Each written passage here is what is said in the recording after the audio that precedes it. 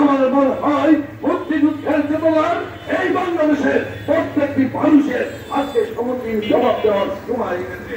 এই যুদ্ধ জননেত্রী শেখ হাসিনার একার যুদ্ধ নয়। শেখ হাসিনাই শুধু মুক্তিযুদ্ধের চেতনাকে রক্ষা করবে। আমরা ঘরে বসে আমরা খাবো, এটা আর হতে পারে না।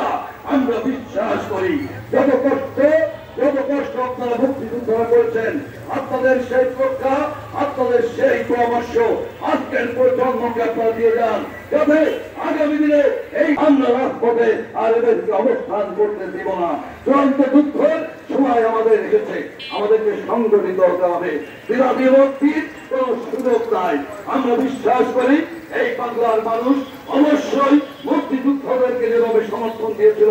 বন্ধু ধন্যবাদ। আজকে ইতিমধ্যে আমাদের মাঝে উপস্থিত হয়েছেন জেলা পরিষদের সম্মানিত প্যানেল চেয়ারম্যান জনাব আনিসুর রহমান খোকন।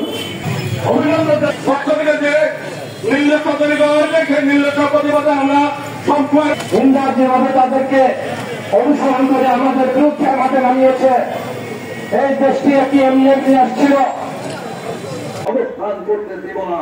চূড়ান্ত যুদ্ধের সময় আমাদের এসেছে, আমাদেরকে সংগঠিত হতে হবে।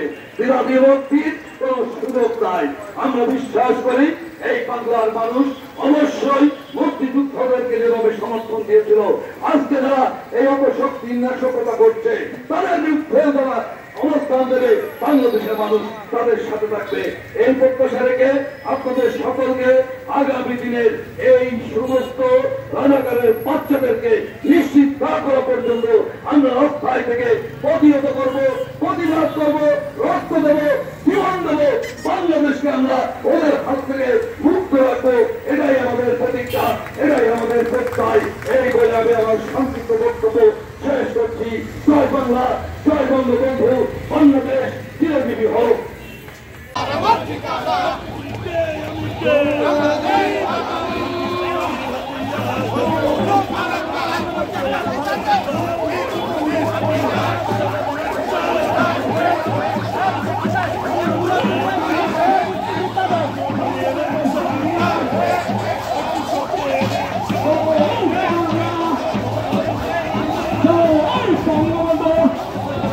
তোমার আমার ঠিকানা